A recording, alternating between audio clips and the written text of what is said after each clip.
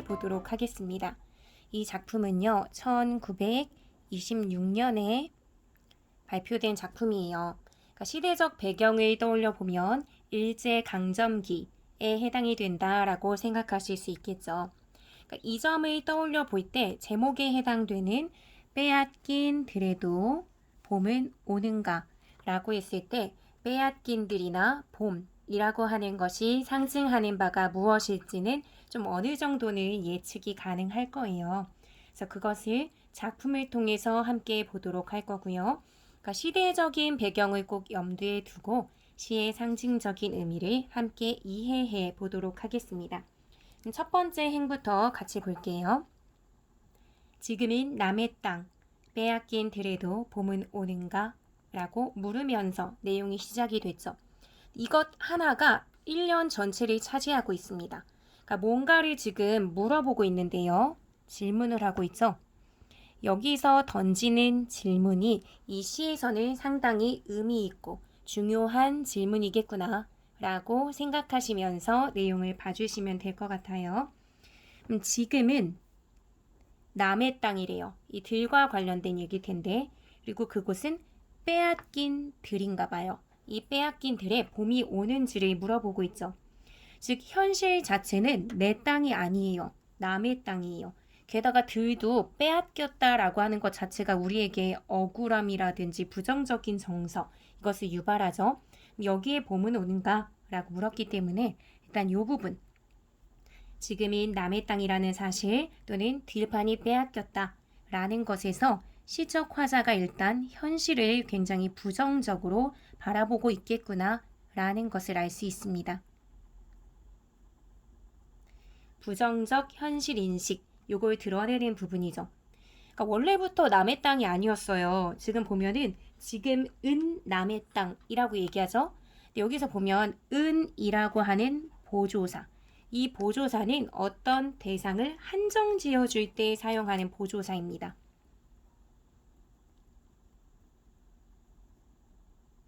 은 또는 는 이런 게 이제 짝꿍이죠.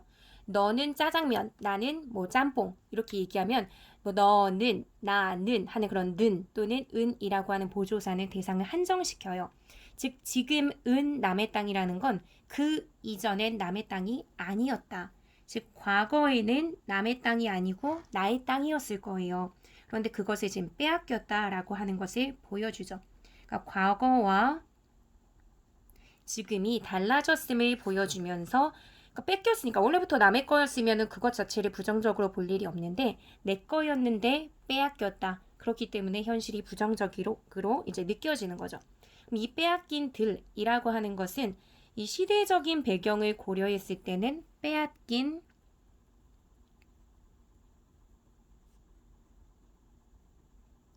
국토 또는 조국을 의미하게 되겠죠. 근데 이런 표현 방식을 우리가 뭐라고 얘기하냐면 대유법이라고 얘기해요. 어떤 대상의 일부분이나 대상의 특징이 갖고 있는 일부 특징만 가지고 전체를 다 표현할 때, 뭐 예를 들면 사람은 빵만으로는 살 수 없다 라고 얘기하면 빵만 얘기하는 게 아니라 우리가 주식으로 삼을 수 있는 밥이나 뭐 먹는 음식 모든 것을 얘기하잖아요. 그러니까 그런 거 이제 대유법이라고 해요. 어쨌든 이 빼앗긴 들이라고 하면 빼앗긴 우리의 조국에 과연 봄은 오는가? 라고 문제 제기를 합니다. 봄이라고 하는 것도요, 그냥 단순히 계절적인 배경을 얘기하는 스프링, 이 봄일 수도 있어요. 하지만 맥락상으로 봤을 때 빼앗긴들의 봄이 올까? 계절로 보자면 봄, 여름, 가을, 겨울, 다시 봄. 계절은 계속 순환해요. 그러니까 단순한 계절을 묻는다면 나 들판 빼앗겼는데 근데 봄이라는 계절의 순환이 다시 돌아가서 찾아올까? 라고 물으면 좀 자연스럽지는 않잖아요. 그렇기 때문에 요 맥락에서 우리 빼앗긴 들의 조국이라고 파악한 맥락에서 보면 단순한 계절일 수도 있지만 조국의 독립 또는 광복이 찾아오는 것을 이야기한다라고도 볼 수 있을 거예요. 이렇게 되면 봄이라고 하는 하나의 시어가 두 개의 의미를 갖게 됩니다. 그래서 우리 이런 것을 중의법, 하나의 단어가 두 개 이상의 의미를 가질 때 중의법을 사용한다라고 하죠. 중의법이 사용됐음을 알 수 있습니다. 하지만 계절적인 봄을 얘기하든 조국의 광복을 얘기하든 이 현실 자체가 부정적이라고 인식한다 라는 측면에서는 크게 다르지 않아요. 왜냐하면 이 식민지의 현실이 너무나 부정적으로 느껴지니까. 그리고 다시는 당연히 봄이라는 것은 올 텐데도 불구하고 그 봄이 다시는 찾아오지 않을 것 같이 지금은 너무 힘겨워 라고 하는 것을 보여주는 차원에서도 봄의 의미를 볼 수 있는 거고요. 그럼 현실이 부정적인 거고, 그냥 단순한 계절로 봐도 지금의 현실이 굉장히 혹독하고 괴로운데 그냥 봄이라는 게 계절의 순환이 있다 하더라도 그 따뜻하고 부드러운 봄이 온다는 게 도저히 상상이 안 가라고 보더라도 현실을 부정적으로 인식하고 있음을 잘 보여주죠. 그래서 여기 지금 첫 번째 1년의 내용을 정리해 보자면 부정적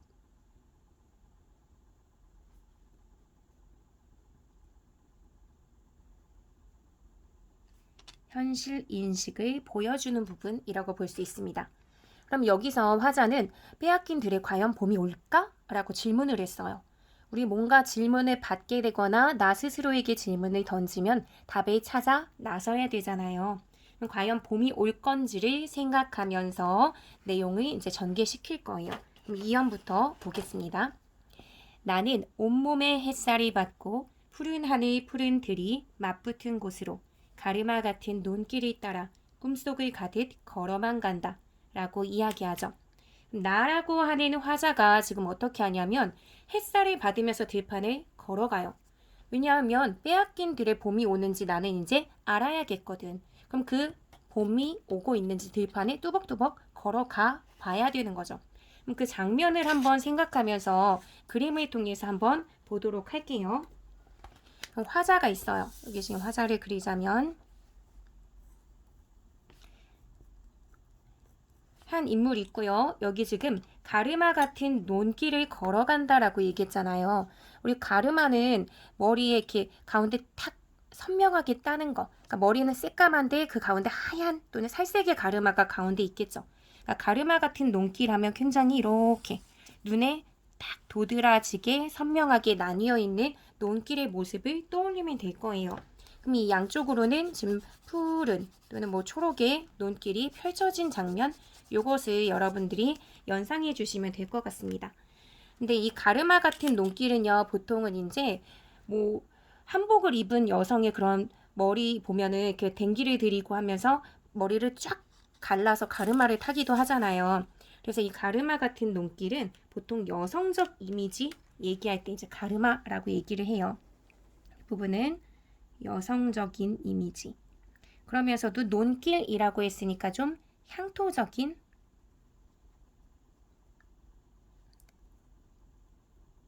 이미지 이런 것을 떠올려 볼 수 있겠죠. 어쨌든 장면을 계속해서 보면요. 나는 온몸에 햇살이 받으면서 간다라고 얘기했어요.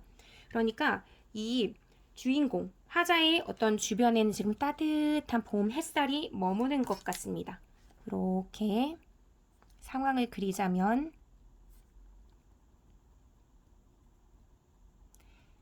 난 온몸에 햇살이 받고 푸른 하늘 푸른 들이 맞붙은 곳으로 걸어간대요.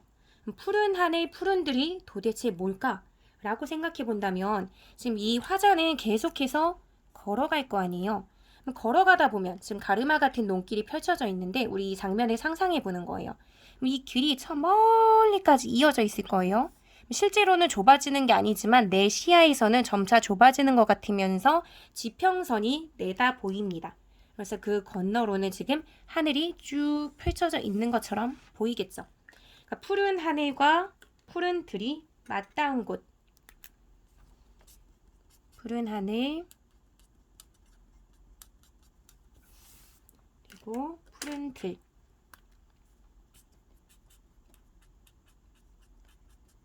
이곳이 맞닿은 곳.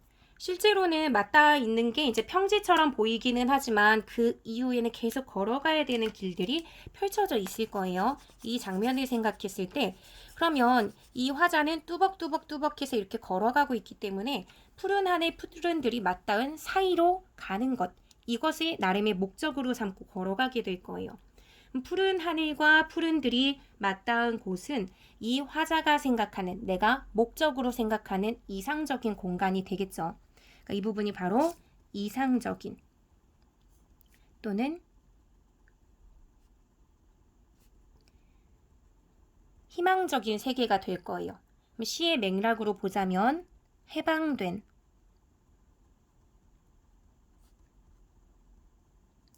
국토라고 볼 수 있는 거죠. 이 푸른 하늘, 푸른 들이 맞붙은 곳으로 나는 이 가르마 같은 논길을 따라서 꿈속을 가듯 걸어만 갑니다. 그럼 이 맥락으로 봤을 때요, 이 시어들을 보는 거예요. 따뜻한 분위기 속에 햇살을 받으면서 푸른 하늘, 푸른 들이 맞붙은 곳으로 나는 지금 가고 있습니다. 그러니까 뭔가 굉장히 이상적인 공간, 뭔가 희망적이고 언젠가는 해방이 될 것 같은 그 국토, 그쪽으로 가는 거죠. 여기가 이제 맞붙은 곳이라고 했을 때 이 부분은 희망. 이미 썼으니까 조금 빨리 쓸게요. 글씨체 약간 뭉개지지만 희망 이상적인 세계고 시대적인 상황을 고려하자면 해방된 국토일 거예요. 그곳을 가르마 같은 논길을 따라서 꿈속을 가듯 걸어갑니다. 아, 우리에게 좋은 나날이 올까 하면서 약간 좀 따뜻하니까 이렇게 좀 몽롱한 기분으로, 그러니까 몽환적인 그런 느낌이 좀 들죠. 그런 기분으로 걸어가게 됩니다. 여기까지 봤을 때는 뭔가 이제 봄이 되면서 봄이 진짜 올까라고 생각했을 때 근데 봄이 온 건가? 따뜻하고 뭔가 꿈꾸는 것 같고 기분이 좋은데? 라고 생각하면서 막 가요. 하지만 거기에 대한 어떤 긍정적인 반응이 들려오진 않나 봐요. 입술을 담은 하늘아 들아 내 마음에는 나 혼자 온 것 같지가 않구나. 네가 끌었느냐 누가 부르더냐 답답하라 말을 해다오 라고 얘기하죠. 입술을 담은 하늘이나 들은 무엇을 얘기하는 걸까? 라고 본다면 이 그림을 잠시 또 소환해 올게요. 입술을 다물었다 라고 얘기했어요. 그럼 지금 하늘이랑 들이 입술을 다물었다 했으니까 입술 모양으로 보자면 여기 푸른 들은 이 부분이겠죠. 그럼 얘네는 입술 한가운데를 열어줘야 내가 생각하는 푸른 하늘과 푸른 들이 맞붙은 그곳으로 가게 됩니다.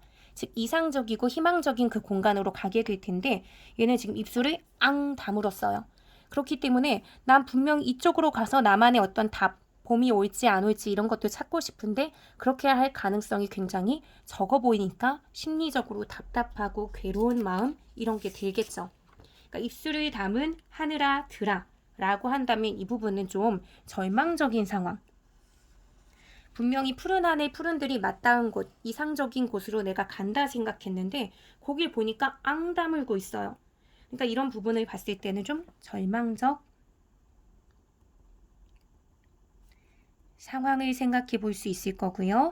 시대적인 상황으로 보자면 빼앗긴 들, 빼앗긴 국토를 이야기하는 거겠죠. 그리고 또 입술을 다물었다라고 하는 것에서 느껴지는 건 입에 꽉 다물어야 되는, 아무 말도 못하는, 입도 뻥끗 못하는 상황. 즉 일제강점기에 표현의 자유도 없고 다 억압돼 있었던 암담한 현실, 이런 것도 좀 떠올릴 수 있게 해주죠. 표현의 자유를 박탈당한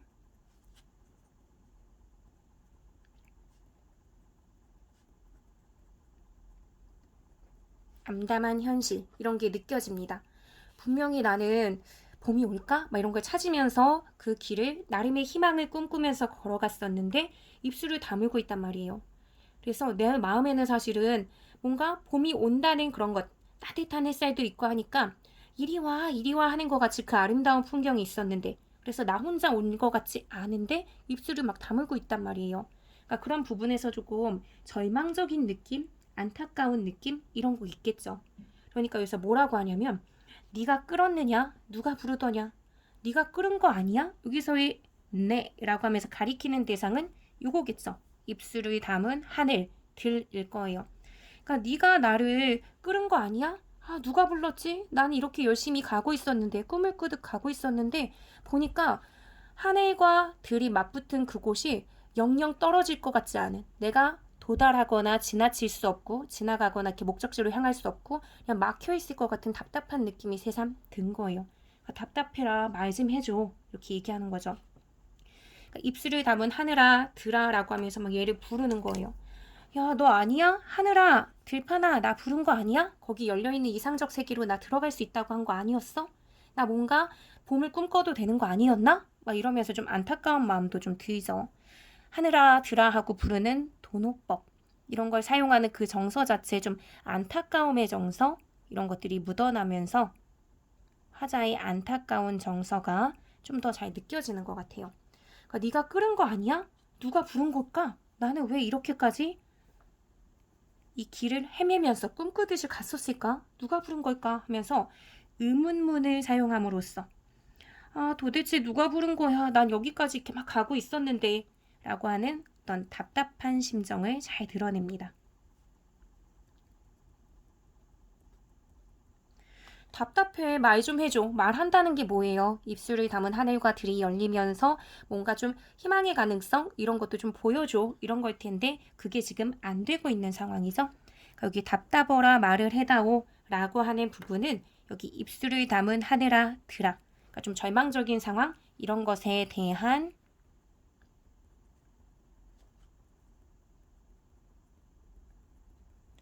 안타까움, 요걸 잘 보여주는 부분이라고 생각하면 됩니다. 그래서 지금 보면 2년과 3년에서는 좀 안타까움의 정서, 이 현실 빼앗긴 들인데 라고 했을 때 그래도 봄은 올까? 라고 생각하면서 길을 걸어갔어요. 그런데 그 길 속에 꿈을 꾸듯이 간 그 길에는 뭔가 희망이 보이지 않는 것 같은 안타깝고 답답한 정서, 이런 게 보여지는 거죠. 그래서 여기 지금 보면 두 번째, 세 번째 부분도 한번 정리를 해볼게요.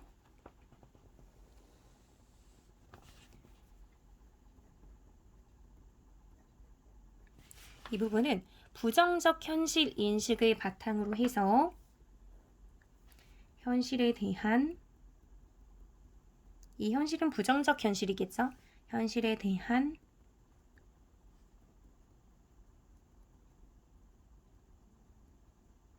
답답함, 요걸 잘 보여주는 부분이에요.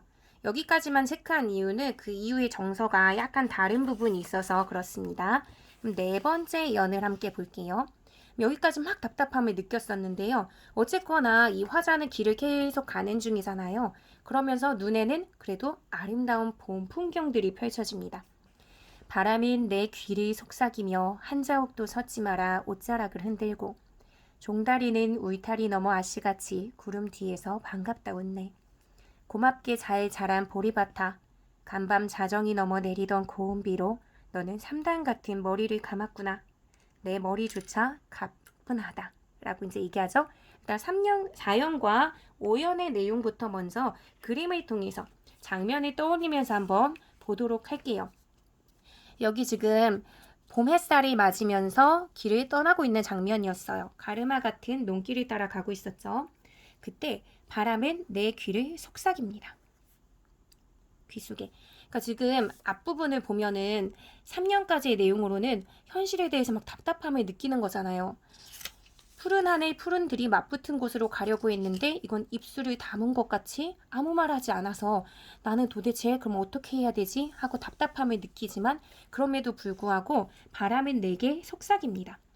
왜 지금 머물러 있는 거야? 왜 머뭇거려? 이 아름다운 봄 풍경을 보면서 가야지 라고 하면서 한 자욱도 섰지 마라 옷자락을 흔들죠. 그래서 봄바람 에 따라서 지금 발걸음을 재촉하니까 가게 됩니다. 그러면서 저 멀리 종다리는 울타리 너머 아씨같이 구름 뒤에서 반갑다 웃고 있습니다. 여기 이제 구름이라고 봤을 때 구름 뒤에서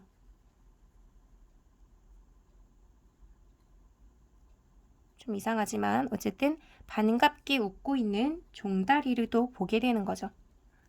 그러니까 지금 앞부분에 지금 보면은 정서가 네가 끌었느냐? 누가 부르더냐? 답답어라 말 좀 해줘 라고 했을 때, 그러니까 답답해서 이 길을 계속 가야 해? 봄이 오는지 진짜 내가 알아보러 이 길을 계속 가야 할까? 라고 생각할 때 바람이 막 속살거리면서 이 아름다운 봄 한 자욱도 섰지 마. 머물러 있지 말고 가보자 하고 옷자락을 흔들고 종다리는 울타리 너머에서 수줍게 아씨같이 웃으면서 반갑다고 나에게 웃어줍니다. 그러니까 바람이라고 하는 소재나 종다리라고 하는 소재 모두 우리 국토의 좀 아름다운 모습을 보여주는 소재라고 볼 수 있는 거고요. 얘가 나에게 막 속삭인다라고 했으니까 의인화해서 봄의 아름다운 풍경 그리고 봄의 그 길을 가는 것을 재촉하는 대상의 모습을 잘 보여주죠. 종다리의 경우도 울타리 너머 아씨 같대요. 즉 종다리하고 울타리 너머 아씨는 비슷한 존재죠. 근데 울타리 너머에서 살포시 웃고 있는 아씨는 수줍음이 많을 것 같고 뭔가 굉장히 예쁘고 좀 정겨운 것 같은 그런 느낌을 주죠. 어쨌든 사람을 비유했으니까 여기서도 의인화해서 봄의 아름다운 풍경들을 지금 보여주고 있습니다. 그리고 그 대상들이 나를 향해 웃어주고 있는 거죠. 그러니까 다시 길을 떠나요. 그때 내 눈에 또 보인 것은 잘 자란 보리밭, 고맙게 잘 자란 보리밭아. 간밤 자정이 넘어 내리던 고운비로 너는 3단 같은 머리를 감았구나. 보리밭 아라고 부르기도 하고 너라고 지시하기도 하고 이런 측면에서 보리밭이라고 하는 대상도 의인화시키면서 좀 친근하게 느껴지게 해주죠. 일단은 이렇게 봤을 때 이 보리밭은 3단 같은 머리를 감았다라고 얘기해요. 3단이라고 하면 굉장히 풍성하게 있는 여인의 머리를 얘기할 때 3단 같다라고 얘기하거든요. 그런 측면으로 생각했을 때 이 보리밭이라고 하는 소재는 풍요로운 봄의 모습을 잘 보여준다라고 볼 수 있을 거예요. 풍요로운 3단 자체가 굉장히 풍성한 머리를 얘기하는 거니까 풍요로운 봄의 모습을 잘 보여주고요. 시대적인 차원을 생각하자면 일제강점기로 굉장히 혹독하고 힘겨운 시기인데도 불구하고 고맙게도 잘 자라주었어요. 그런 측면을 생각하면 생명력이 있는 민중들, 그러니까 민중의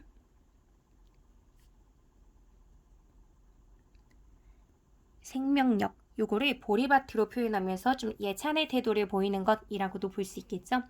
이 부분은 2014년에 예비 수능을 치를 때 이 빼앗긴들에도 봄은 오는가가 나오면서 보리밭의 의미로 말을 했던 부분입니다. 그러니까 평가원에서도 이런 관점으로 보고 있기 때문에 여러분들도 잘 인지하고 기억을 해주면 좋을 것 같아요. 자, 간밤 자정이 넘어 내리던 고운비로 너는 3단 같은 머리를 감았구나. 내 머리조차 가뿐하다. 그러니까 3단 같은 머리라고 하는 것 자체 그리고 감았다라고 했으니까 굉장히 깨끗하고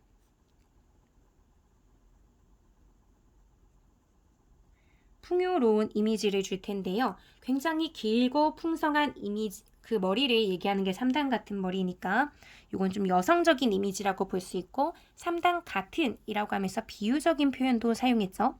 비유도 사용하고 여성적인 이미지도 줄 수 있는 시어를 사용했어요. 그래서 너는 보리밭은 3단 같은 머리를 감았구나. 그걸 보니까 내 머리조차 가뿐하다라고 얘기합니다. 내가 머리를 감은 것도 아니건만 보리밭이 머리를 감은 것처럼 깨끗하고 시원스러운 모습을 보니까 나도 기분이 좋아져. 즉 자연의 감정을 이입한 또는 왜 이렇게 말이 꼬입니까? 자연에 동화된 화자의 모습을 보이죠. 네가 기분이 좋으니까 나도 좋아 이런 것 같은 봄 정취에 혼밥 취해 있는 모습이 잘 드러납니다.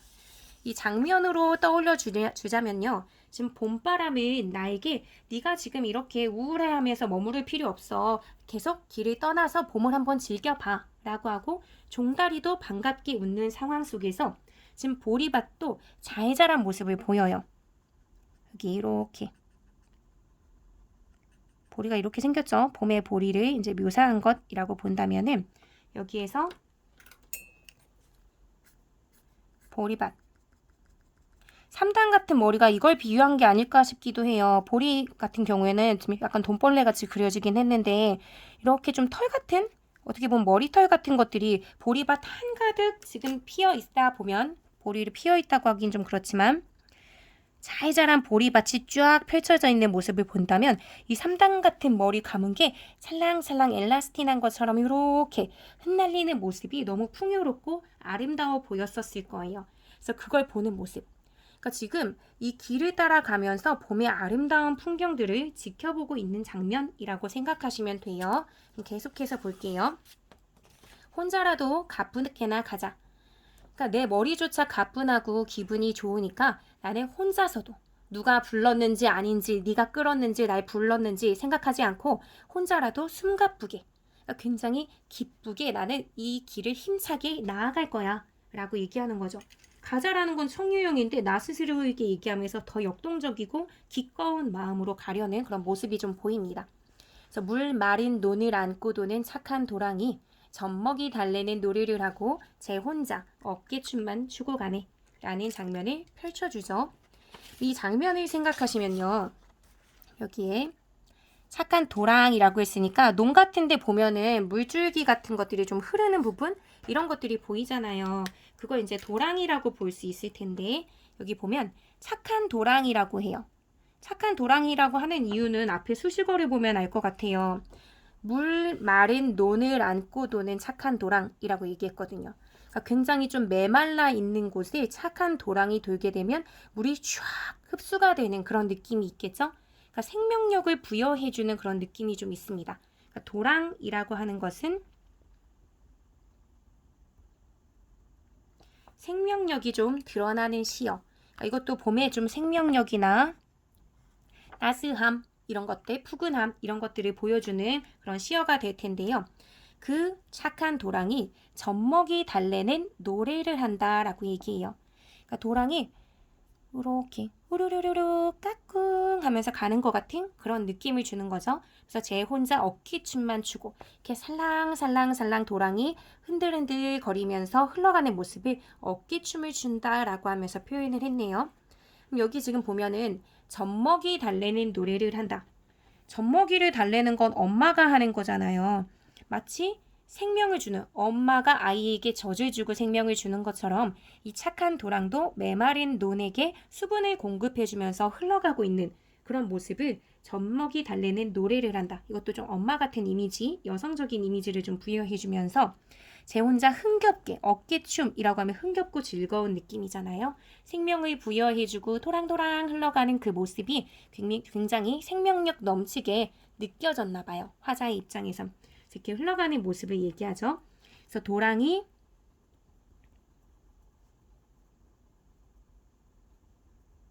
흘러가는 소리라든지 그 도랑이 흘러가는 모습이라든지 이런 것들을 잘 눈으로 상상이 될 수 있도록 묘사를 잘 해주고 있습니다. 그리고 젖먹이를 달랜다, 어깨춤을 춘다 라는 표현 자체에서도 이 도랑이라고 하는 대상을 의인화하고 있음을 보여주죠. 여러분들이 여기서 조금 느껴주면 좋은 점은 뭐냐면요. 지금 제가 하늘색 형광펜으로 표시한 뭐 바람, 종다리, 아니면 보리밭, 그리고 도랑 이런 것처럼 봄의 아름다운 들판의 봄이 찾아온 아름다운 들판의 모습을 표현할 때 의인화의 방식을 굉장히 많이 썼다는 점. 그리고 이렇게 뭐 여인의 머리에 비유를 하거나 젖먹이 달래는 노래를 한다 하는 것처럼 여성에 조금 비유를 한다는 점.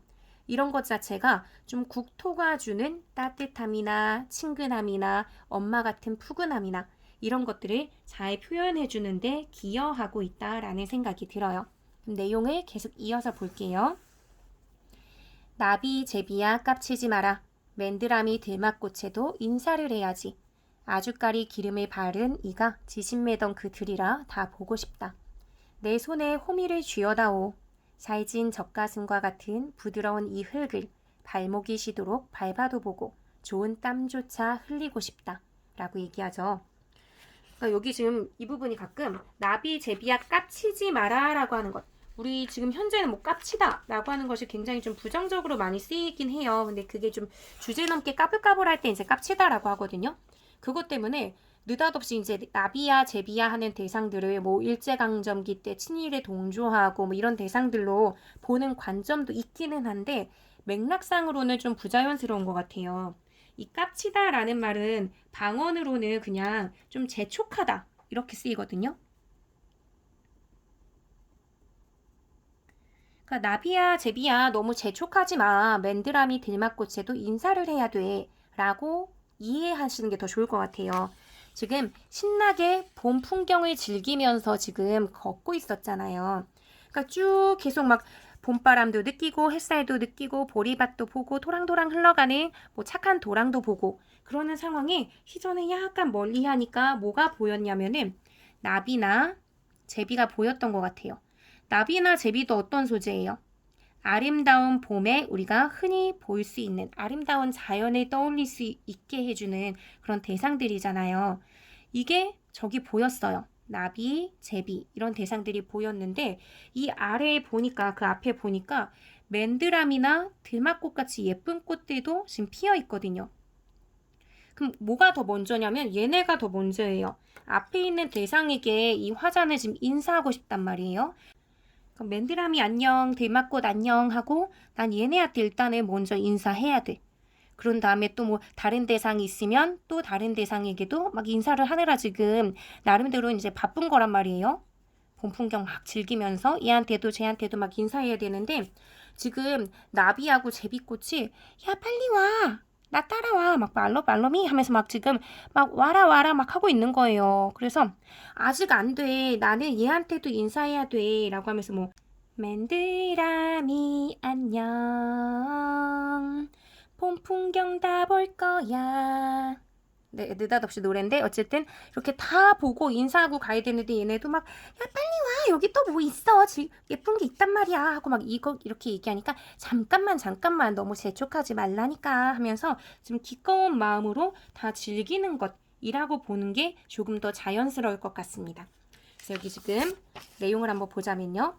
그러니까 여기 나비나 제비 같은 대상도 봄 풍경을 잘 보여주는 대상이자 뭐 재촉하지 마 라고 얘기했으니까 이 대상들도 좀 어느 정도 의인화가 돼 있다 봐야겠죠. 그리고 그것뿐만이 아니라 맨드라미 들막꽃에도 나는 인사를 해야 돼 라고 하면서 아름다운 봄을 즐기는 모습을 지금 보여줍니다. 그래서 아주까리 기름을 바르니가 지신매다라고 하는 것은 김맨다는 거거든요. 농사를 지을 때 이렇게 잡초 뽑고 그러는 거 있잖아요. 아주까리 기름을 바르니가 김매던 그 들이라 내가 지금 가고 있는 그 들판이 이런 들판이기 때문에 하나하나 다 보고 싶어. 빠뜨리고 싶지 않아. 라고 이야기하는 거죠. 여기서 아주까리 기름을 바른 이것도 이제 잘 얘기가 나오는 부분인데요. 머리를 예쁘게 단정하게 손질을 할 때 이런 기름을 바르나 봐요. 그래서 전통적인 한국 여인의 아름다운 머리 이걸 떠올릴 수 있는 거라서 전통적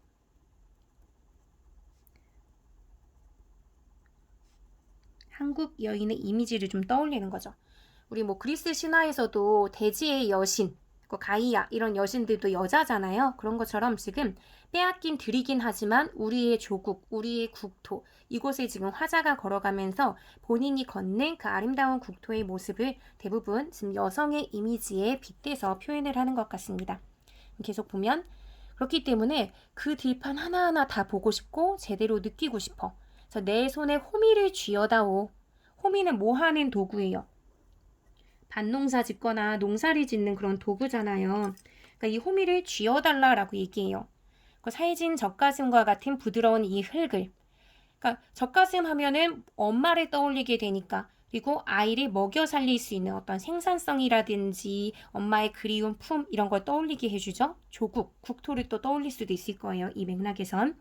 그래서 살진 젖가슴과 같은 이 부드러운 흙을 발목이 시도록 밟아도 보고 땀 흘리면서 호미질하면서 일해보고 싶다라고 얘기하죠. 그러니까 호미라고 하는 것은 노동의 도구니까 노동을 하고 싶다라는 건데 얘가 완전히 그냥 일 자체에 빠져있다기보다는 사랑하는 아름다운 나의 국토에서 예전처럼 노동해보고 싶은 욕구가 생겼나 봐요. 우리 전통적인 삶이 농경사회였기 때문에 우리의 땅, 좋은 땅 보면은 농사 짓고 싶고 예전에는 뭐 오줌이나 똥을 싸거나 그러면 그거 아무 데서나 싸는 거 아까워했다고 하더라고요. 그거는 내 밭에, 내 논에 가서 싸야 된다라고 생각할 정도로 한국인의 전통적인 그 생각 속에서는 내 논농사나 밭농사가 잘 되는 것 이걸 늘 생각했었기 때문에 비옥하고 좋은 들판, 땅을 보게 되면 제대로 한번 농사 지어보고 싶다. 이런 생각이 드는 거죠. 그러니까 여기서는 노동하고 싶은 욕구를 보여주면서 그 이면에는 내 국토에 대한 애정, 사랑 이게 깔려있다라고 보면 돼요. 그래서 그 흙 또는 국토를 지금 굉장히 풍요로운 느낌, 부드러운 느낌으로 보여주죠. 자, 조금 전에도 얘기했지만 우리 국토를 표현하는 데 있어서 엄마를 떠올릴 수 있는 표현, 그러면서도 부드러운 이미지를 연상시키죠. 그래서 이 부분은 국토에 대한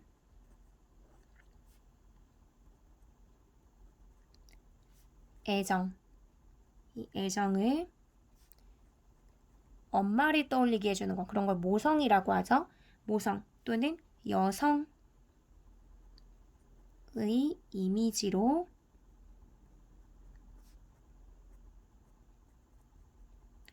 표현했구나 라고 볼 수 있습니다. 그러면 그 다음 발목이 시도록 밟아도 보고 싶고, 그러니까 이 흙을 나는 발목이 시도록 실컷 밟아도 보고 싶어. 그렇게 못하는 건 사실은 빼앗겼고 내 것이 아니기 때문일 수 있어요.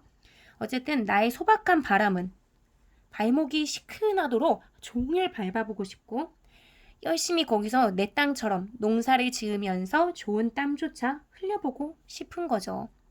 뭐뭐 하고 싶다라는 것은 소망이나 바람이잖아요. 소망이나 바람을 그냥 갖고만 있다는 것은 그걸 이루기 어렵다는 것이기도 하죠. 왜냐하면 이것은 내 땅이 아니니까. 어쨌든 이렇게 발목이 시도록 밟거나 아니면 열심히 거기서 땀을 흘리면서 일하고 싶다라는 표현을 통해서 이 사람 진짜 우리의 국토를 사랑하는구나 라는 걸 알 수 있습니다. 그래서 이런 부분이 국토에 대한 애정을 밟아본다든지, 그것도 막 발이 시도록 밟아보고 싶다든지 땀을 흘려보고 싶다든지 라고 하는 것을 통해서 표현하니까 구체화된 행동으로 표현했다 라고 볼 수 있겠죠. 그래서 여기까지의 내용, 지금 전체적인 흐름으로 봤을 때 맨 앞에서는 지금의 남의 땅이라고 하면서 부정적인 현실 인식을 보여줬었고, 그런 상황에서 입술을 담은 하늘아 라고 하면서 심리적으로 굉장히 답답하고 안타까운 그런 마음 상태를 보여줬었어요. 그런데 계속 걷다 보니까 바람은 야, 너 왜 이렇게 머뭇거려, 그래도 아름답잖아 하고 막 오라고 했거든요. 그래서 거기에 따라서 가다 보니까 아름답고 사랑스럽고 계속 내가 함께 밝고 노동하고 싶은 아름다운 국토를 느끼고 발견하게 되죠. 그래서 그 부분, 여기까지의 내용을 한번 정리해 볼게요. 주르르르르. 여기 보면 너무 기니까 그냥 여기부터 이렇게 쭉 정리를 한다라고 생각했을 때 여기 이제 네 번째 단락부터예요. 그래서 국토의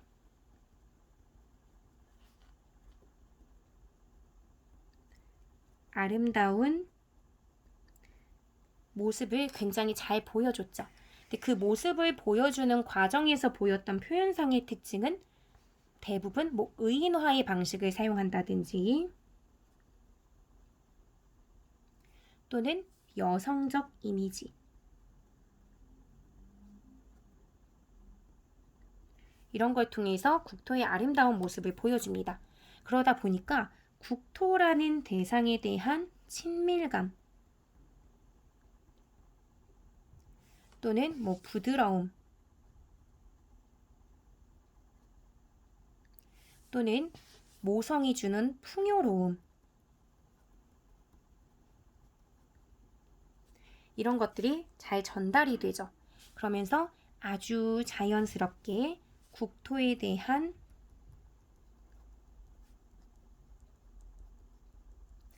화자의 애정,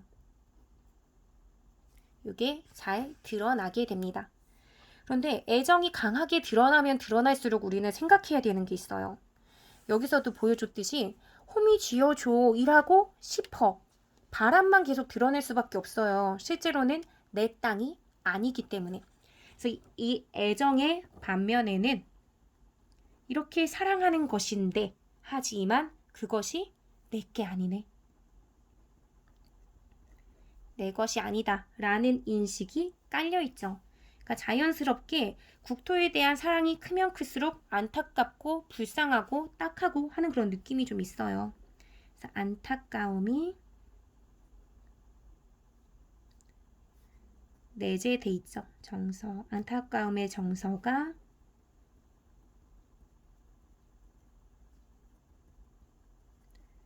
내재되어 있다라고 볼 수 있습니다. 그래서 이게 여기까지의 내용이라고 보시면 돼요. 발목이 쉬도록 밟아도 보고 좋은 땀조차 흘리고 싶다. 여기가 8연에 해당하는 부분입니다. 그러니까 4연에서 8연까지가 이런 내용이구나 라고 생각해 주시면 돼요. 그럼 그 다음 9연의 내용을 함께 보도록 하겠습니다. 짠! 강가에 나온 아이와 같이 짬도 모르고 끝도 없이 내닫는 호나, 내 호나라고 이야기하죠. 그럼 강가에 나온 아이가 어떤 아이일지 한번 생각해 보는 거예요. 이 아이는 굉장히 신날 거예요. 와, 강이다 하면서 막 그 옆에서 막 걸어도 보고 돌도 던져보고 이럴 텐데 옆에서 조마조마할 수 있는 존재가 누굴까요? 옆에 엄마가 있다면 엄마가 그럴 거예요. 그러니까 어머 어떡하지? 아이가 잘못하다가 강에 빠지거나 할까봐 엄마나 주변 사람들은 걱정이 돼요. 아이는 아직 완전하지 않고 실수할 수도 있고 잘못 걷거나 넘어질 수 있기 때문에. 하지만 아이는 스스로는 막 두려워하지 않아요. 막 천진무구하게 어머 아름답잖아. 강이 반짝반짝거리네. 신난다. 막 이런단 말이에요. 그러니까 강가에 나온 아이는 짬도 모르고 끝도 없이 닫으면서 그러니까 내닫으면서 막 달려가는 자기 자신과 비슷하다는 생각이 들었을 거예요.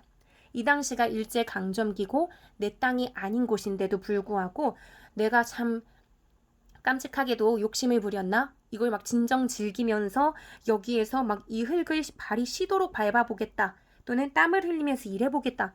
라고 하는 것은 정말 아이 같은 생각이었나? 철없는 생각이었나? 하는 생각이 있을 거예요. 그래서 강가에 나온 아이 같은 경우 얘의 속성을 생각해 보면 위험을 모르고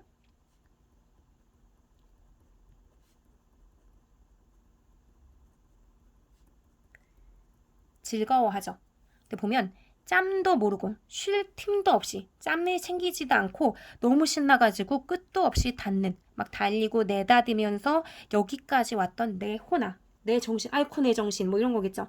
아이고 내 정신아 라고 부르죠. 그럼 내 정신은 얘하고 비슷할 거예요. 뭐뭐 같이라고 하면서 비유를 했으니까 비슷할 거란 말이에요. 그러면은 나는 어떤 존재냐면 지금 이 국토는 다 빼앗겼거든요. 근데 빼앗긴 국토라는 것을 잊어버린 거죠. 빼앗긴 국토임을 잊고 굉장히 신나게 봄을 즐겼잖아요. 지금 생각해보니까 얼마나 바보 같았는지 몰라. 빼앗긴 국토인데 나 여기서 뭐가 신난다고 이렇게 난리를 쳤을까? 하는 생각이 들었던 거죠. 그러니까 이런 강가에 나온 아이와 같은 나 도대체 무엇을 찾느냐, 어디로 가느냐, 아무 답도 없이 암담한 현실 속에서 뭐 하자고 여태 신나가지고는 막 맨드라미한테 인사하고 나비 제비야 제쪽하지 마, 막 이렇게 하고 혼자 뭐가 이렇게 신났었을까? 라고 생각하면서 스스로를 지금 우습다 라고 얘기합니다. 우습다. 그러니까 자기를 비웃는 거죠. 그러니까 이 현실을 제대로 파악하지도 못하고 신나서 돌아다녔네? 나 뭐 한 거야? 라는 생각을 하게 된 거죠. 그러니까 여기에 깔려있는 정서라고 한다면 좀 허탈함? 이런 것도 있을 거고요. 현실 파악 못했네 내가 라는 생각. 굳건 상실의 현실에 대한 비웃음, 스스로에 대한 비웃음, 즉 자조라고 하죠. 자조. 이런 정서가 묻어있는 부분인 거죠. 그러니까 답을 하려무나 누구한테 하는 얘기겠어요? 나한테 하는 얘기겠죠. 아까 질문을 던지고 출발했잖아요. 빼앗긴 들에도 봄은 오는가? 라고 했을 때 그것에 대해서 진지하게 생각 못하고 너무 국토에 찾아온 봄이 아름답기 때문에 그걸 막 즐기면서 어머 너무 예쁘다 잘 자란 보리밭 안녕 고마워 막 이러기도 하고 막 착한 도랑이 젖먹이 달래는 노래를 하고 막 춤추네 막 이러면서 혼자 막 즐거웠었단 말이에요. 그러니까 그런 자신에게 너 뭐 한 거야? 너 답을 찾아야지 라고 하는 거죠. 이렇게 나 스스로에게 막 봄을 마음껏 즐기지도 못한 채 비웃어야 되고 답 찾아야지 뭐 한 거야 라고 하는 이 화자가 좀 딱하게 느껴지기도 합니다. 어쨌든 새삼스럽게 눈앞에 찾아왔던 아름다운 봄과 별개로 내 국토는 내 것이 아니지?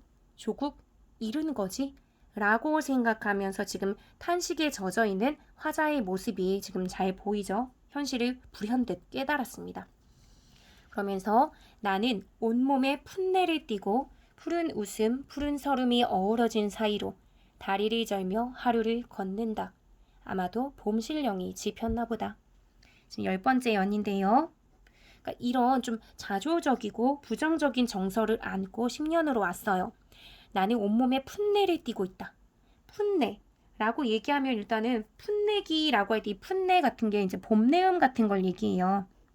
이제 막 뭔가를 시작한 것 같은 느낌인 거죠. 단순히 봄내음이라고 생각하면 그냥 여태 내가 막 봄을 즐겼었잖아요.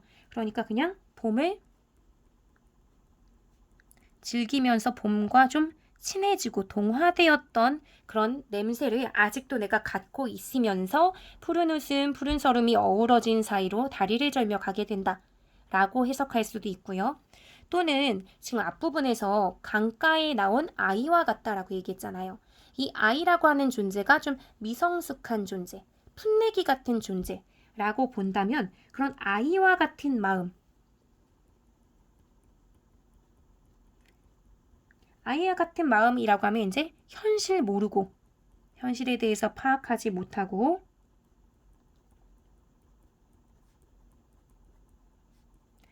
봄을 즐겼던 자기 자신이겠죠. 그러니까 여기서 이어져 오면 이것도 될 것 같고요. 이렇게 보더라도 전체적인 맥락에선 크게 문제는 없을 것 같아요. 그래서 현실도 모르고 봄을 즐겼던 나, 그런 풋내를 띠고 또는 봄을 즐겼던 그 풋내를 띠고 푸른 웃음 푸른 설움이 어우러진 사이로 다리를 절며 하루를 걷는다라고 합니다. 여기 지금 푸른 웃음 푸른 설움이 어우러진 사이라고 하는 표현이 나오는데요. 이 빼앗긴들에도 봄은 오는가가 나올 때 잘 묻는 부분이에요. 굉장히 좀 표현의 절묘함 이런 게 잘 드러난 부분이거든요. 이걸 한번 저하고 꼼꼼하게 살펴보도록 할게요. 푸른 웃음이라고 하는 표현을 지금 사용하고 있는데요. 일단 표현적인 측면에서 봤을 때 푸른이라고 하면은 시각적인 표현이죠. 웃음은 뭘까요? 웃음은 사전을 찾아보면 웃는 모양 또는 웃는 소리라고 나옵니다. 그러니까 시각적인 걸 수도 있고요. 청각적인 걸 수도 있어요. 그럼 만약에 뭐 시각적인 것이면 그냥 시각적인 것에 시각적인 것을 더한 거죠. 근데 웃음이라는 건 즐거운 감정하고도 맞닿아 있으니까 감정적인 걸 좀 시각적으로 표현했다 정도 볼 수 있을 것 같아요. 근데 만약에 두 번째로 청각적인 것이다 라고 생각하고 해석을 한다면 웃음은 분명히 소리로 듣는 건데 푸른 웃음이라고 하면서 그 소리마저도 굉장히 청량하고 맑고 깨끗하고 밝은 것 같은 이미지를 주죠. 청각적인 걸 마치 시각으로 감각할 수 있는 것처럼 바꾼 거예요. 그래서 이런 걸 감각의 전이라고 합니다. 감각의 전이가 이건 일어나지 않죠. 만약에 웃음을 시각으로 본다면. 근데 청각으로 보면 감각이 바뀐 거니까 감각의 전이가 맞고요. 이런 경우에는 공감각적 심상이 사용이 됐다라고 보는 부분이기도 해요. 그래서 여기 푸른 웃음이라고 하는 굉장히 좀 감각적인 표현을 사용함으로써 여기서는 아름다운 봄이 주는 즐거움, 이 정서가 잘 드러납니다. 아름다운 봄이 주는 즐거움, 요걸 잘 표현했죠. 그리고 그 다음으로 나온 말이 뭐냐면 푸른 설움이에요.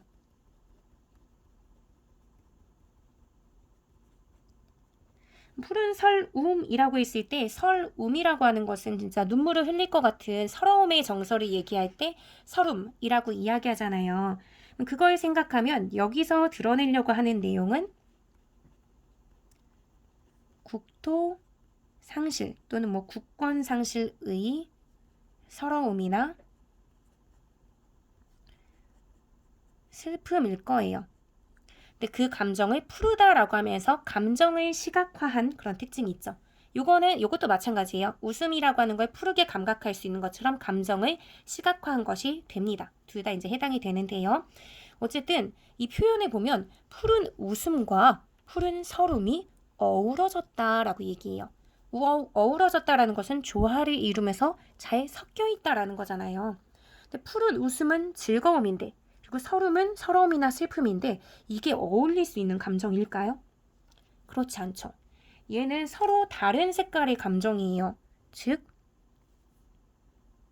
모순된, 어울리지 않는 거의 상반된 감정이라고 볼 수 있습니다. 근데 이 모순된 감정을 표현한 것, 그렇기 때문에 우리는 역설적 표현을 사용했다라고도 볼 수 있을 텐데요.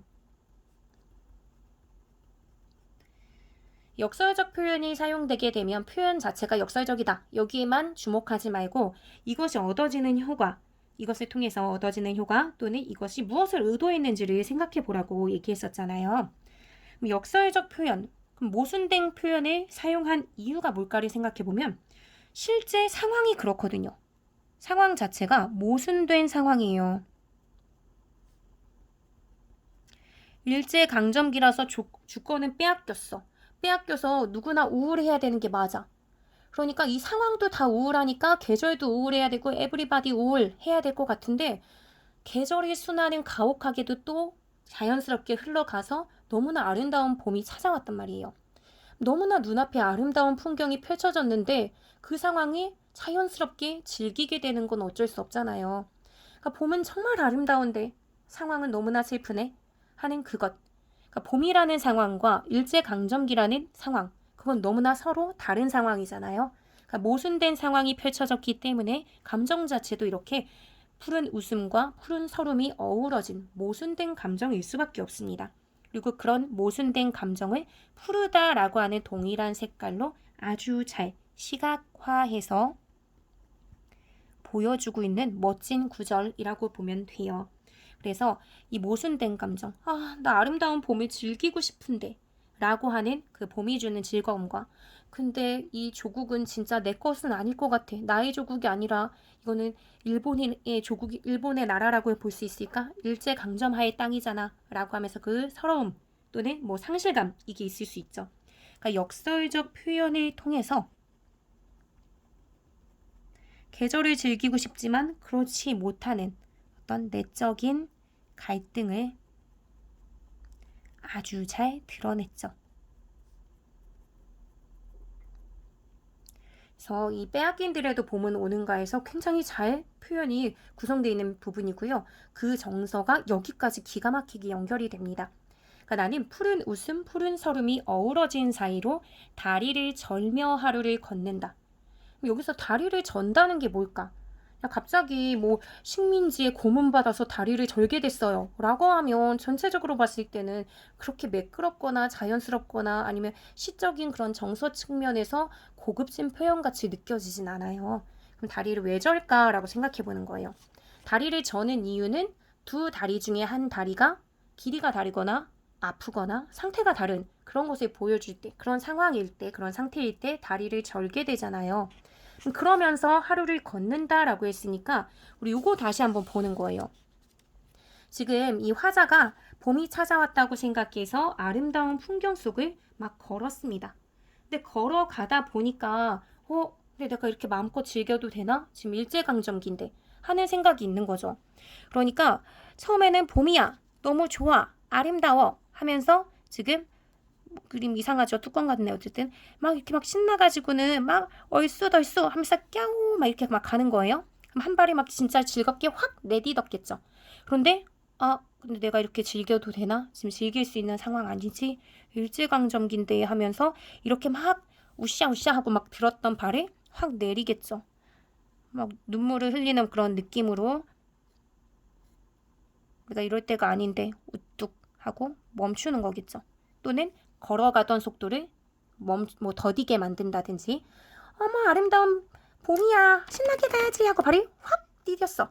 근데 이렇게 하다 보니까 근데 지금 뭐야 일제강점기잖아 느릿. 그래도 아름다운 봄인데 쿵. 근데 그렇게 즐길 게 아니잖아 하면서 그러니까 감정적인 측면에서 즐거워서 신나게 내딛다가 그게 아닌데, 신나게 내딛다가 그게 아닌데 하면서 그러다 보면 두 다리가 멀쩡하더라도 이 감정 자체가 균형이 맞지 않기 때문에 절룩거리는 그런 느낌을 좀 주게 될 거예요. 그러니까 그걸 굉장히 기가 막히게 표현한 게 다리를 절며 하루를 걷는다 라는 표현이 되는 거겠죠. 그러니까 이 부분은 정서의 불균형 상태, 이걸 굉장히 잘 보여주는 표현이다 라고 보면 돼요. 그러니까 정서적 불균형. 여기서 말하는 불균형이 바로 이거겠죠. 봄은 아름다워서 즐거워. 그런데 마음껏 즐길 수는 없고 또 서러워 하는 감정. 그렇기 때문에 신나서 한 발을 내딛다가 내가 지금 뭐 하는 거야? 하는 그 감정이 계속 여러 차례 왔다 갔다 하는 그런 모습을 통해서 내적인 갈등이 굉장히 잘 드러나죠. 심리적인 갈등이 꼭 마치 걸으면서 절룩거리는 것처럼 신체화되는 거예요. 그러니까 이것을 내적 갈등의 시각화라고도 볼 수 있을 것 같고요. 눈으로 보듯이 표현했으니까 시각적으로 형상화했다라고도 볼 수 있고요. 이런 표현이 있는지 모르겠지만 그것을 내 몸에 연결시켜서 신체화한 그런 표현이라고도 볼 수 있을 것 같아요. 그러니까 다리를 절며 걷는 데에 깔려있는 감정을 이해하시겠죠? 근데 이렇게 내가 요상망측하게 그럼에도 불구하고 멈추지 않고 가는 것은 아마도 봄 신령이 짚였기 때문인가 봐 라고 생각합니다. 내가 봐도 정상적이지 않잖아요. 이렇게 걸어가는 건. 차라리 멈추고 눈물을 흘리든가 아니면 봄을 즐기면서 뛰어가든가 즐기면서 깍 하면서 가든가. 근데 그것도 아니란 말이에요. 요상하게 불균형하게 걷고 있어요. 그 이유가 무엇일까? 라고 했을 때 그것은 봄 신령 때문인가 봐. 봄 신령이 짚였나 봐. 불을 지피다 하면 활활 타오르게 하는 거죠. 그리고 또는 지피다라고 할 때 이런 뜻도 있어요. 신내림이 내려서 신이 그 안에 들어가고, 그러니까 우리가 귀신 씌우다, 신이 씌우다 이렇게 얘기하는 그 맥락으로 지피다라고도 쓰거든요.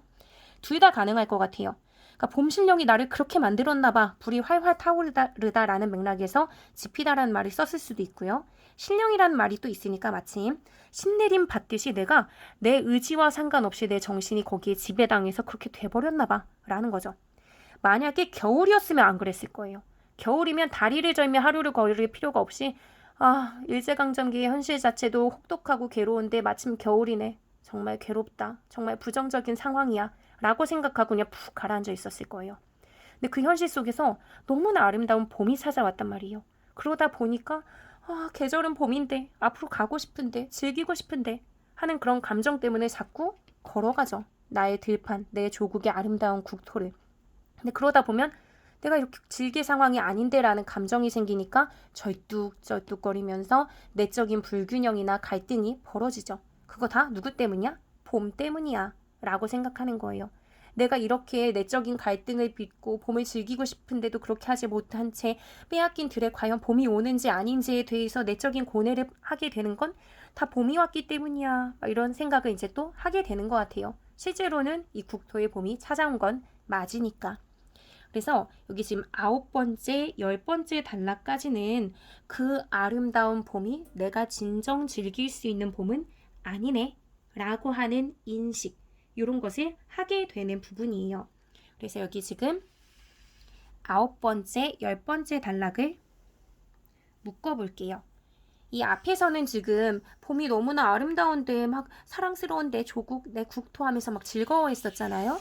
그게 이제 9번째, 10번째 단락으로 오게 되면서 내가 진정 즐길 수 있는 공간은 아니지. 지금 일제강점기지 라는 걸 깨닫죠. 그래서 부정적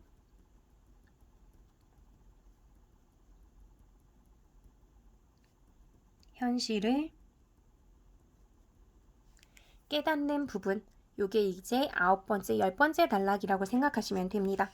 그러면 이제 마지막이죠.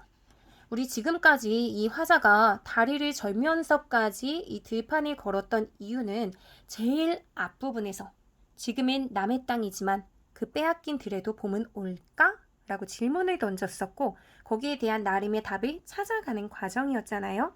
그럼 거기에 대한 답을 마지막에 주는 거죠.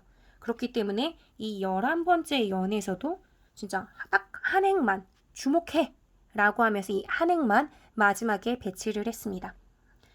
그러나 지금은 들을 빼앗겨 봄조차 빼앗기겠네 라고 마무리를 짓는 거죠.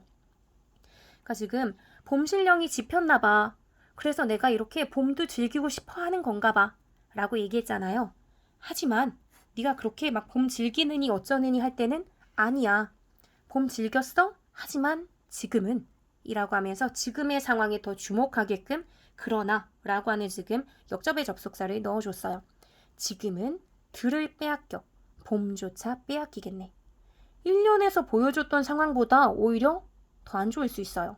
1년에서 뭐라고 했냐면 지금은 남의 땅 빼앗긴 들에도, 그러니까 이건 똑같긴 해요. 빼앗긴 들에도 봄은 올까? 그러니까 봄이 과연 와줄까? 라고 하는 것에서 그냥 질문을 던지고 끝났다면 이번에는 봄이 오더라도 그 봄에 빼앗길지도 몰라. 그러니까 완전히 지금 절망적인 상황을 보여주는 거죠. 지금 일제강점하에 대한 위기의식이나 절망적 상황에 대한 인식이 굉장히 강한 거예요. 그렇기 때문에 지금 내가 그냥 있다가는 들을 빼앗긴 데에서 더 나아가서 그나마도 내가 일시적으로라도 즐길 수 있었던 봄조차 빼앗겨 버릴지도 몰라. 더 상황이 안 좋아질 수 있어. 라고 하는 절망적 상황 인식을 보여주면서 나름의 답을 주고 시가 마무리되고 있습니다. 그런데 이 시는요, 크게 보면 두 가지로 해석을 많이 하거든요. 지금 보면은 이 앞부분에서 부정적 현실을 깨달았잖아요.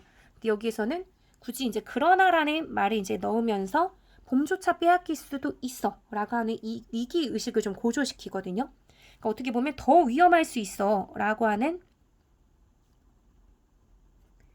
현실에 대한 재인식, 다시 한번 더 좀 위기의식을 고조시키면서 인식을 한다 라고 해석하는 게 이제 이 부분을 봤을 땐 조금 자연스럽기는 해요. 그래서 부정적이고 절망적인 현실에 대해서 재인식했다 라고 보기도 하는데요.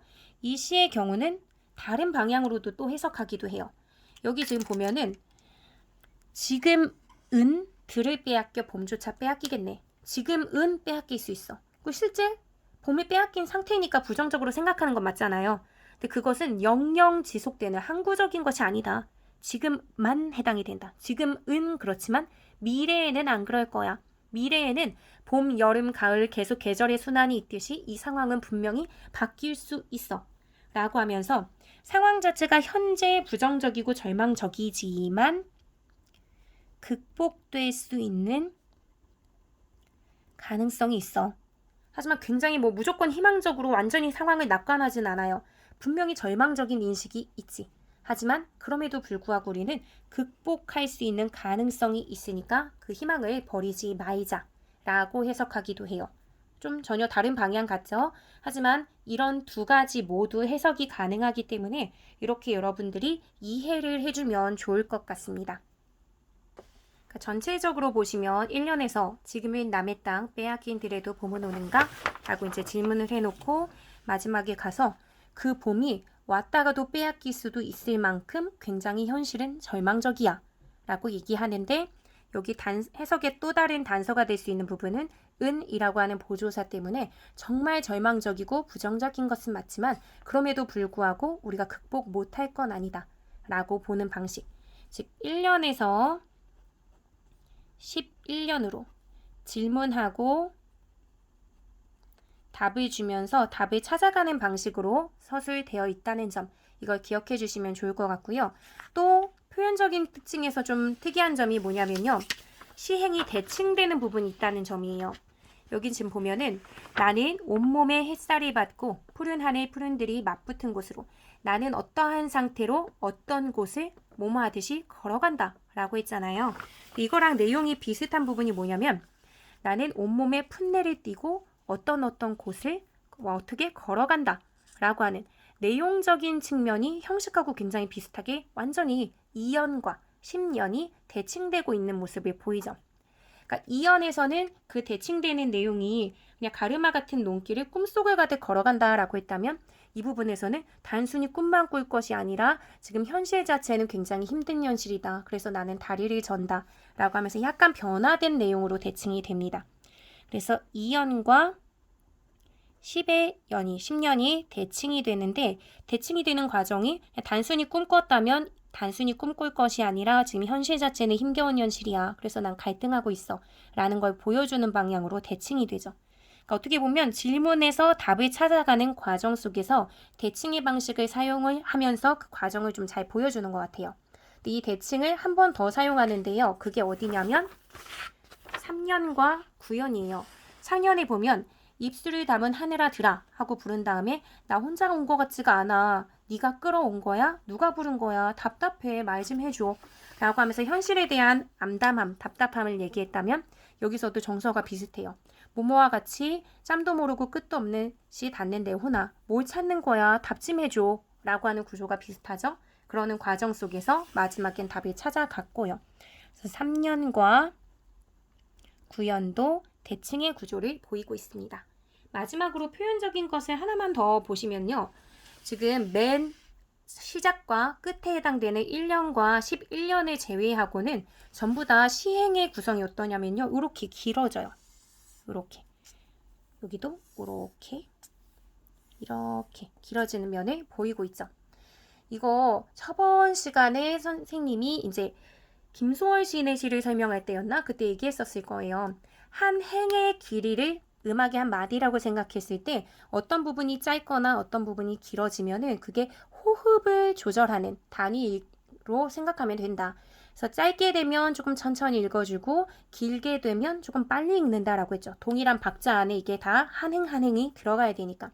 그렇게 본다면 전체적으로 봤을 때 빨라졌다가 느려졌다가 빨라졌다가 느려졌다가 봄 풍경 아름다우니까 어머 깍 가야지 하고 막 빨라졌다가 아 내 땅이 아니잖아 깍 가야지 하고 빨라졌다가 내 땅이 아니잖아 하는 정서의 불균형에 의한 절뚝절뚝 상태 이것을 이 호흡의 조절을 통해서도 잘 보여주는 느낌이 좀 듭니다. 이렇게 보면 소름 어떻게 이런 것까지 노리고 했을까 멋지다 하는 생각이 저만 드는 걸까요? 저는 그렇게 생각이 듭니다. 어쨌든 이렇게 해서 전체적인 내용과 표현적인 특징까지 한번 잘 살펴봤어요. 굉장히 긴 시간 살펴봤었는데요. 생각할 거리도 많고 중요한 작품이기 때문에 여러분들이 좀 길긴 했지만 한 번쯤 더 시간을 내서 공부를 해주시면 머릿속에 더 잘 남지 않을까 싶고요. 오늘 배웠던 내용, 긴 시간 공부했는데 이거 나중에 싹 다 까먹고 잊혀지지 않게 하려면 여러분들이 좀 충분히 이 시간 끝나자마자 짧은 시간이라도 한번 쭉 훑으면서 복습을 해주는 게 굉장히 중요합니다. 공부하고 나서 바로 복습하는 것, 이것이 나중에 장기 기억으로 가는데 굉장히 도움을 크게 줘요. 그런 거 생각하시면서 다시 한번 정리해 주시고요. 다음 시간에는 이 빼앗긴들에도 봄은 오는가가 2014년 예비 수능에 한번 나왔었고 수능 특강에도 한번 나온 적이 있어서 그 문제를 바탕으로 해서 한번 보도록 하겠습니다. 그래서 그 부분을 오늘 공부한 내용 점검하는 차원에서 한번 풀어보시고 다음 시간 영상을 통해서 같이 공부했으면 좋겠어요. 네, 오늘 모두 긴 시간 수고하셨습니다.